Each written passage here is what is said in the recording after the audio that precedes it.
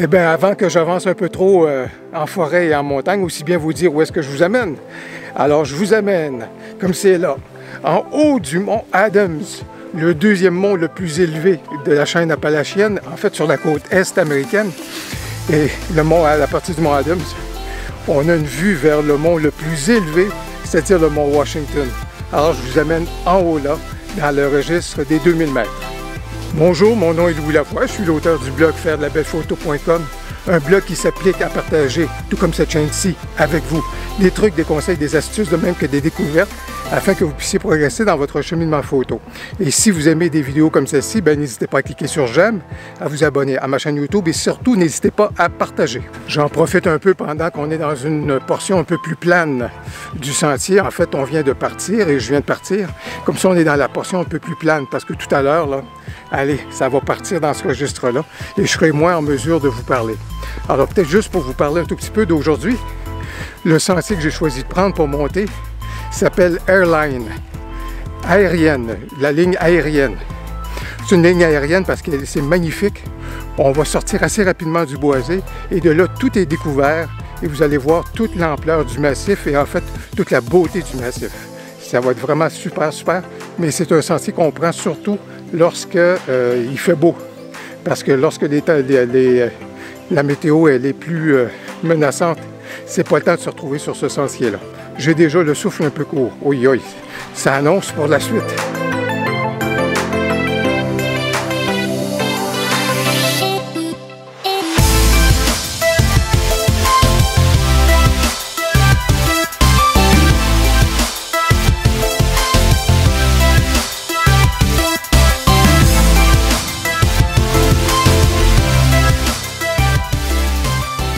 Ouais, je vais profiter d'une éclaircie là, pour vous montrer sur la carte un peu où est-ce qu'on s'en va, puis pour que vous ayez une idée du massif là, des White Mountains. Je le fais maintenant parce que je vois le haut des arbres là, qui bougent de façon assez prononcée, puis encore là, je suis protégé par le couvert forestier. Mais quand je vais sortir sur Airline, là où c'est tout dégagé, j'ai l'impression que ce sera pas mal venteux. Alors, je suis mieux de profiter du moment que j'ai actuellement pour vous montrer un peu la carte et les dénivelés qu'on vient de parcourir et ceux qui nous restent à parcourir. En fait, le plus facile, c'est évidemment le mont Washington que vous voyez juste ici. Alors, le mont Washington, comme vous pouvez voir, il est à 6288 pieds. Alors, on joue en mètres, je pense qu'on tourne autour de 1600 à 1700 mètres à peu près. En fait, si j'étais en train de grimper et de faire cette randonnée-ci il y a quelques millions d'années, je serais dans le registre des 6000 mètres. Parce que les Appalaches ici ont déjà été aussi hautes que les Rocheuses, qui sont situées dans l'ouest canadien et américain. Et puis, les Rocheuses, on joue dans la cour des 3000, 4000, 5000 et 6000 mètres. Mais les Appalaches ont plusieurs millions d'années d'avance et c'est pourquoi elles sont aussi minuscules aujourd'hui. Minuscules, c'est quand même relatif. Et juste ici, c'est le mont Adams, c'est là qu'on s'en va. Le mont Adams est le deuxième sommet le plus élevé ici au niveau des montagnes blanches, comme vous pouvez voir à peu près à 5800 pieds, donc quelques centaines de mètres de moins que le mont Washington. Et on est en train donc de monter juste ici. Comme vous pouvez voir ici, il y a les courbes de dénivelé. Alors, la carte est le système de la carte ici est en pieds. Par contre, au niveau des courbes de dénivelé, à mon avis, elles sont en mètres. Et chaque fois que vous voyez une courbe, ça veut donc dire qu'il y a un dénivelé à peu près de 10 mètres. Alors, c'est pourquoi quand vous voyez ici, par exemple, le Castle Ravine Trail, que vous pouvez voir, le Castle Ravine, donc, qui est juste ici, qui est juste là, comme ça, bien, vous pouvez voir que donc la grimpée, elle est assez importante. Quand vous voyez des courbes aussi rapprochées en termes de mètres, comme ça veut dire que ça grimpe et de façon vertigineuse et de façon très pentue, là, et fort rapidement. Alors ça, ce sont des bonnes grimpes ici qu'on a. Et si j'aime bien aller faire le mont Adams, c'est parce que le mont Washington, il faut comprendre que au sommet, le sommet se situe à proximité d'un terrain de stationnement. Alors, on débouche de notre piste dans un terrain de stationnement qu'on doit franchir pour aller faire le sommet. Alors, vous comprenez que ça brise et ça rompt le charme. Ça brise certainement la contemplation. En tous les cas, bref, ce n'est pas une destination qui m'intéresse tant que ça. Alors, c'est pourquoi je préfère de beaucoup le mont Adams et surtout Gulf Side Trail, juste avant, qui va nous permettre de galoper un peu sur le massif, dans le haut du massif. Galoper, c'est une exagération, mais en tous les cas, certainement de marcher dans le haut du massif et d'aller faire une photo au loin du mont Washington.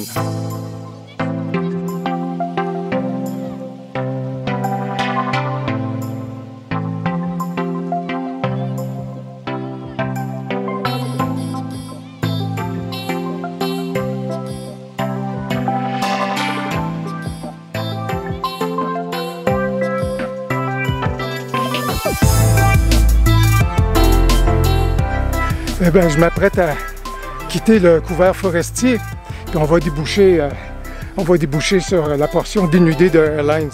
Et devinez quoi? Les sommets sont sous les nuages. Je viens juste de voir ça. Ça va être spectaculaire. On ne sait jamais ce qu'on va retrouver ici dans les White Mountains. En bas, on a une météo, puis en haut, on a une autre météo complètement. Alors, c'est vraiment extrêmement intéressant. Mais là, il y a des nuages qui nous attendent et ça va faire de la belle photo dramatique. Allez. OK. Allez, c'est l'intérêt OK. Voici mon homme. Voici. Oui. Bon, hey, j'avais de la compagnie. J'ai de la compagnie. Ici, là, il faut regarder ça ici. OK? Ça, c'est important.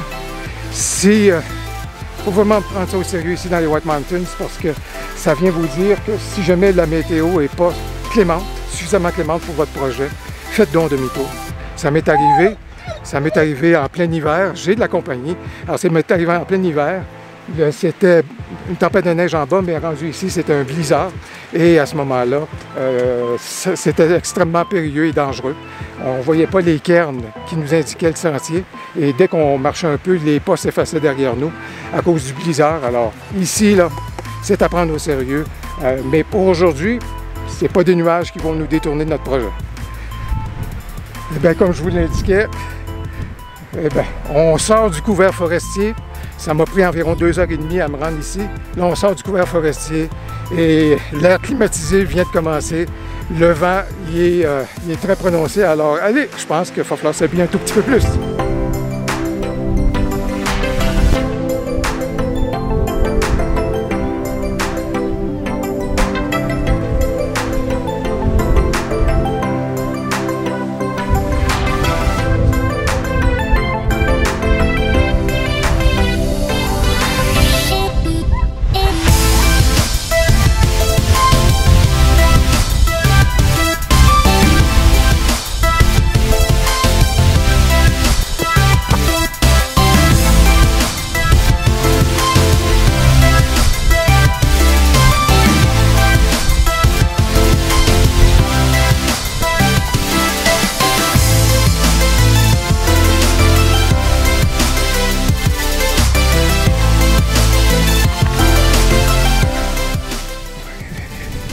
Il ne faut jamais fier aux apparences. Parce que ça peut vous sembler être le sommet du mont Adams, mais c'est juste un faux sommet parce que le sommet, on ne le voit pas, mais il est complètement à l'arrière. Il y a encore une bonne distance à parcourir. Mais là, je vous le montre parce qu'il n'y a pas de nuages. Ils rentrent, ils sortent, ils rentrent, ils sortent. Allez, il faut qu'on en profite.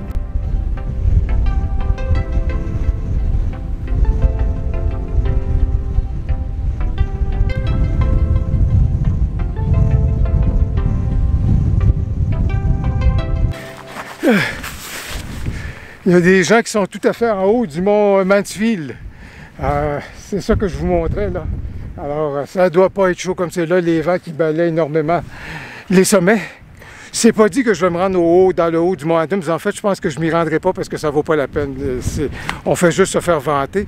Mais par contre, c'est certain que je vais aller marcher sur le Gulside Trail parce que je veux m'en aller en direction du Mont Washington.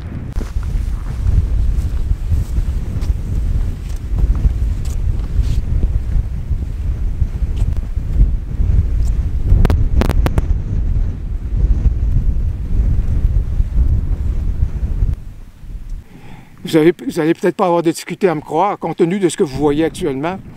Le record de vent en Amérique, le record de vent enregistré, c'est au Mont Washington, 237 000 à l'heure. C'est peut-être plus que ça, là, mais je pense de mémoire, j'y vais 237 000 à l'heure. Alors, considérant que ça prend 1,6 km pour faire un mille, je suis en train de vous dire que le record de vent, de vitesse de vent enregistré ici en Amérique du Nord, est autour de 400 km/h. C'était dans les années 50 quelque chose, 50 ou 60 peut-être à ce moment-là. Et pourquoi? Bien, c'est parce que c'est une soufflerie naturelle, juste ici, la formation du massif. Ça crée un canal de vent, c'est une soufflerie naturelle. Et en plus, on n'est pas très loin de l'océan, ce qui veut donc dire que des fois, il y a des systèmes météo qui nous amènent de bons vents, mais à ce moment-là, quand ça s'engouffre ici dans le massif, ça rentre dans la soufflerie, c'est canalisé et ça atteint des pointes de vitesse inimaginables. Alors, c'est rien de surprenant à ce qu'on vit comme c'est là, à ce qu'il vente énormément. Et dans 3 jours, bien, c'est la queue de l'ouragan, je pense. Comment il s'appelle cet ouragan-là? Celui qui frappe la Floride aujourd'hui. Mais imaginez-vous, la queue de l'ouragan va être ici dans 3 jours. Alors, ce ne sera pas le temps d'être ici dans le haut des montagnes blanches. Alors là, je vous le conseille vraiment pas.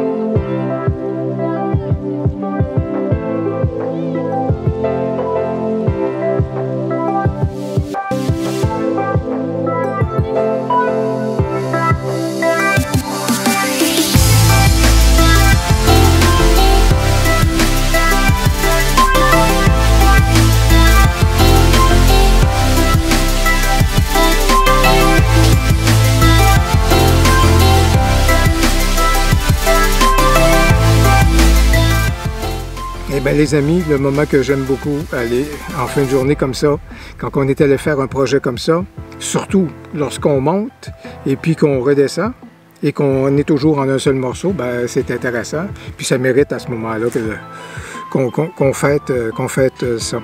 Malheureusement, évidemment, ça n'a pas fonctionné comme je le souhaitais aujourd'hui, mais je me dis, l'important, c'était vraiment de mettre l'effort. On ne fait pas de bonnes photos, on ne fait pas de belles photos en restant assis chez soi.